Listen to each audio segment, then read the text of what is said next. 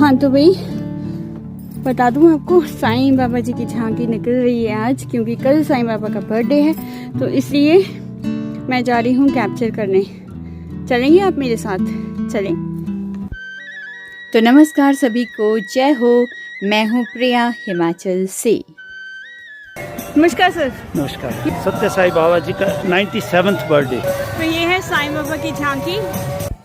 आप इस समय देख रहे हैं ये शोभा यात्रा साईं बाबा जी की बर्थडे से एक दिन पहले की है ये, जो कि साईं बाबा जी के मंदिर से निकल करके पूरा कचहरी अड्डा, गर्ल्स स्कूल क्रॉस करके फिर दोबारा से मेन कचहरी चौक से हनुमान मंदिर से होते हुए ऊपर की तरफ वापस श्री सत्य साईं बाबा के मंदिर की तरफ जा रही है।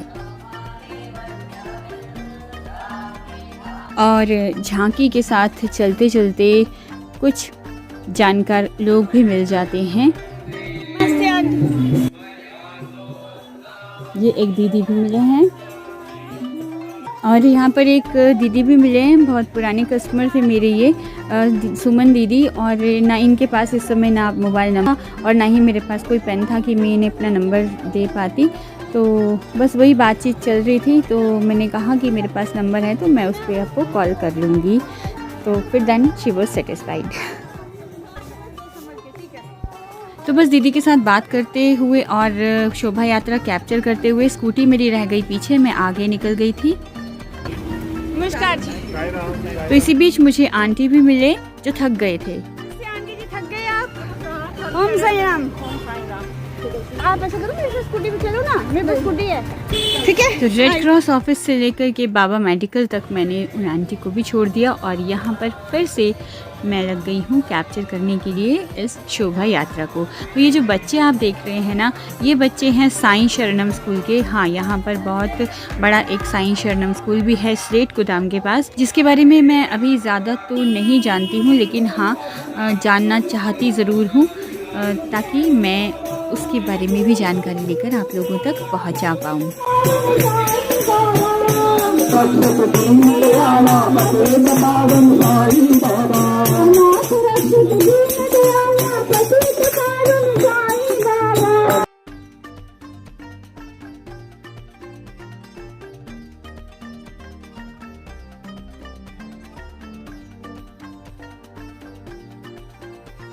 तो वीडियो की शुरुआत में आपने इन अंकल जी को देखा था जो कि उल्टा भाग रहे थे। दरअसल में ये दे रहे हैं प्रसाद सभी को रोक रोक करके, कि कोई भी जो रास्ते में भी है ना, वो भी प्रसाद से वंचित न रहे। और इन बच्चों की ख़ास बात मैं अभी आपको दिखाने वाली हूँ। देखिए, किसी के भी पाँव में चप्पल नहीं है, यानी कि इन बच्चों ने ये शोभा यात्रा जो है पूरी की पूरी वो नंगे पाँव ही की। और इनके साथ कुछ बड़े लोग भी हैं जो ऐसा कर रहे हैं, और कुछ मेरी तरह इस यात्रा को कैप्चर भी कर रहे हैं, कि ये यादगार पल जो हैं वो हमेशा के लिए हमारे पास रह जाएं। श्री सत्य साईं बाबा जी का जन्म दिवस हर साल 23 नवंबर को देश विदेश में मनाया जाता है। कहते हैं सन 1926 में भारत के पुट्टपर्थी शहर के एक गरीब परिवार में जन्मे थे सत्य नारायण राजू। जी हाँ, साईं बाबा जी का बचपन का नाम था सत्य नारायण राजू। सत्य साईं बाबा कुल 5 भाई बहन थे, 3 भाई 2 बहनें। सत्य साईं बाबा के जन्म के समय घर में रखे सभी वाद्य यंत्र खुद ही बजना शुरू हो गए थे, और अपने जीवन काल में भी उन्होंने बहुत सारे चमत्कार किए। कहते हैं कि जब वे 13 साल के थे तो उन्हें एक बिच्छू ने डंक मार दिया था। कई घंटों तक कोमा में रहने के बाद जब वे उठे तो उनका व्यवहार काफ़ी अलग हो गया था।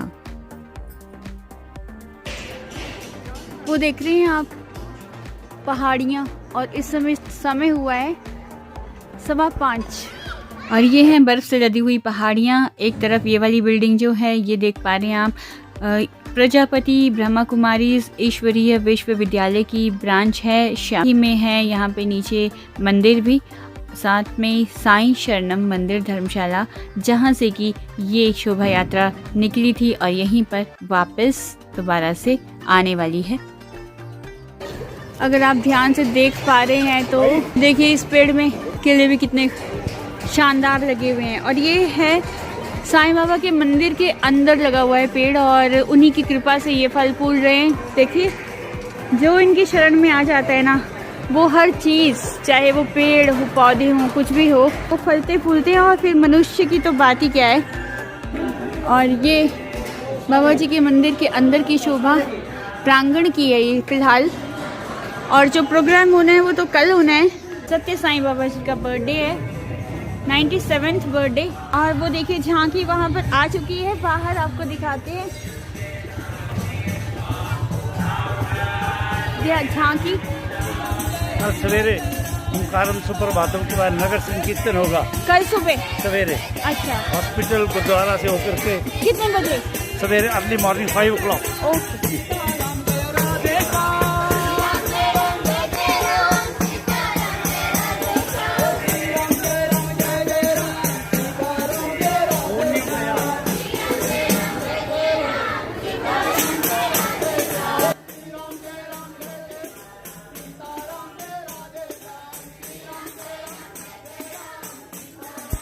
और हाँ, साईं बाबा का जीवन परिचय वैसे ही कंटिन्यू करूँगी मैं आगे भी, जैसे कि अभी मैं आपको पीछे बता रही थी। उससे आगे अगर आप सुनना चाहते हैं, जानना चाहते हैं उनके बारे में थोड़ा सा भी कुछ और, बने रहेगा मेरे साथ आगे भी ब्लॉग में। अब हॉल जैसे कि आप देख पा रहे हैं बहुत बड़ा है और इस तरफ जहाँ से मैं जा रही हूँ यहाँ से तो जेंट्स की एंट्री के लिए है ये डोर, और सामने डोर है एक, वहाँ से लेडीज़ एंटर होती हैं और बैठते भी ऐसे ही हैं। इस तरफ जेंट्स बैठते हैं, उस तरफ लेडीज़ बैठती हैं और बड़े ही व्यवस्थित तरीके से यहाँ पर भजन कीर्तन संकीर्तन जो भी है वो सभी होता है। ख़ास करके जो बच्चे हैं ना वो बहुत उत्साहित होते हैं। अभी सुनिएगा जो कीर्तन वो बच्चे कर रहे हैं।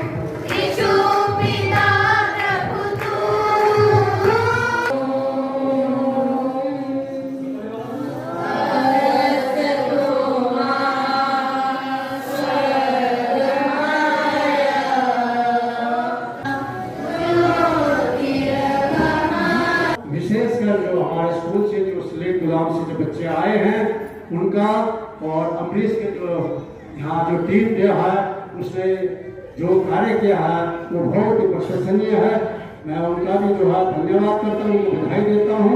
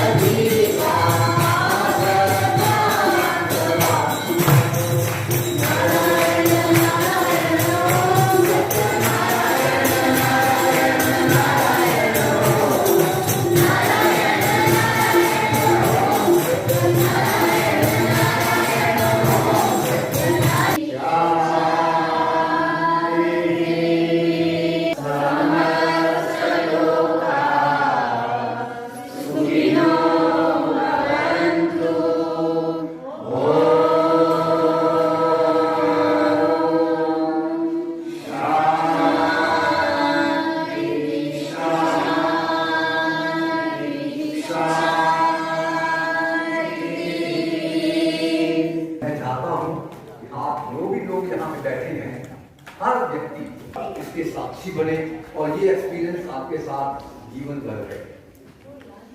बहुत कम जगह भगवान का ऐसे आह्वान होता है। तो इस तरह से बाबा जी के भभूत और प्रसाद बांटने के बाद आज शाम का कार्यक्रम तो हो गया था ख़त्म, लेकिन मॉर्निंग कल सुबह जो बाबा जी का बर्थडे है उसके लिए चलते हैं। तो मैं हो गई थी थोड़ा सा लेट क्योंकि मुझे घर पर कुछ काम आ गया था। तो हवन यहाँ पे हो चुका है। यहाँ पर जो ये सर बैठे हुए हैं इन्होंने मुझे बताया कि हवन ख़त्म हो चुका है और साथ ही में अंदर जो मूर्ति स्थापना थी आज सत्य साईं बाबा जी की वो भी हो चुकी है। ये मूर्ति स्थापना हुई है आज। उस वक्त मैं मौजूद नहीं थी, उसके लिए मैं क्षमा चाहती हूँ। और खाना वाना भी हो चुका है। तो आज धाम नहीं थी, वैसे हर साल धाम की जाती है, बट आज थोड़ा सा डिफरेंट प्रोग्राम था यहाँ पर।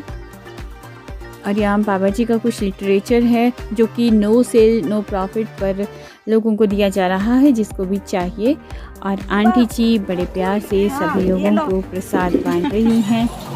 तो बस प्रसाद हमने भी लिया और साथ में चाय भी पी और फिर मैं यहाँ से निकल गई थी क्योंकि शाम को 4 बजे दोबारा से यहाँ पर भजन कीर्तन था और बाबा जी का बर्थडे का केक भी काटा जाएगा शाम को ही। तो ये शाम हो चुकी है और फिर से हम पहुँच चुके हैं श्री सत्य साईं बाबा के मंदिर में।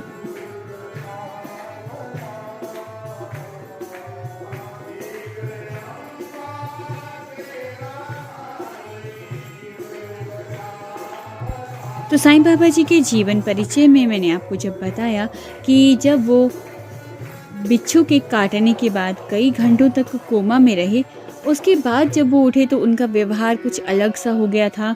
उन्होंने बिना किसी की जानकारी के ही संस्कृत में गाना शुरू कर दिया था, जबकि उन्हें संस्कृत बिल्कुल नहीं आती थी।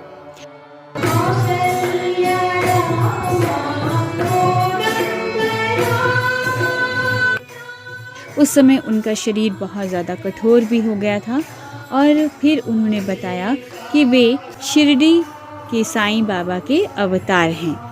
साईं बाबा जी को उनके चमत्कारों के कारण सुपर ह्यूमन भी कहा जाता है। ऐसी भी मान्यता थी कि वो सब बीमारियों को ठीक कर देते थे। समाज में उनका काफ़ी योगदान रहा। उन्होंने मुफ्त अस्पताल, क्लिनिक, पेयजल परियोजनाएं, आश्रम, ऑडिटोरियम, स्कूल आदि भी बनवाए। पुटापर्थी गांव में लोगों के लिए मंदिर बनवाया और एक छोटा सा अस्पताल भी, जिसका स्वरूप आज बहुत से लोगों के सहयोग से बहुत बड़ा बन गया है।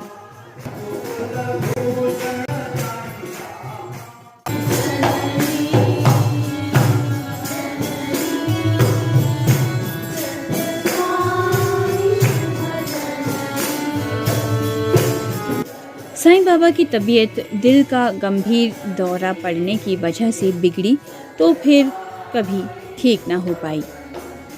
24 अप्रैल 2011 में वो अपनी देह को छोड़ गए थे।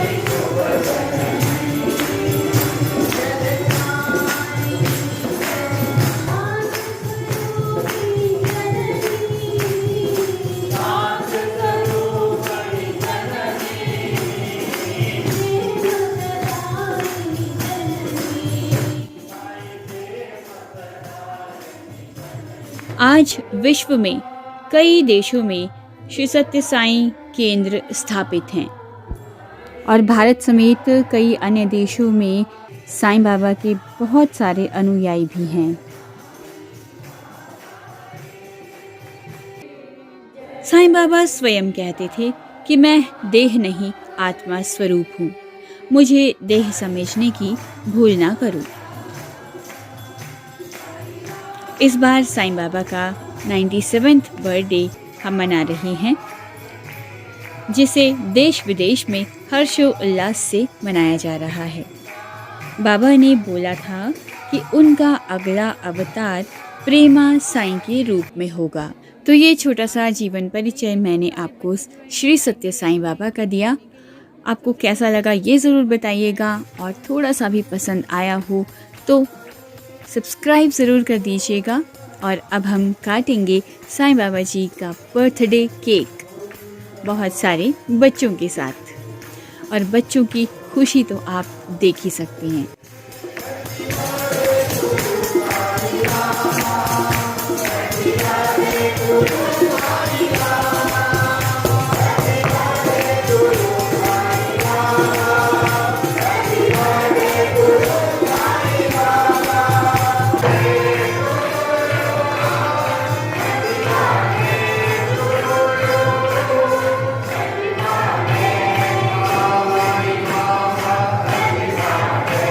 जय बोलो भगवान श्री सत्य साई बाबा जी की जय। तो अब ये केक जा रहा है कटने के लिए और सभी में बंटेगा।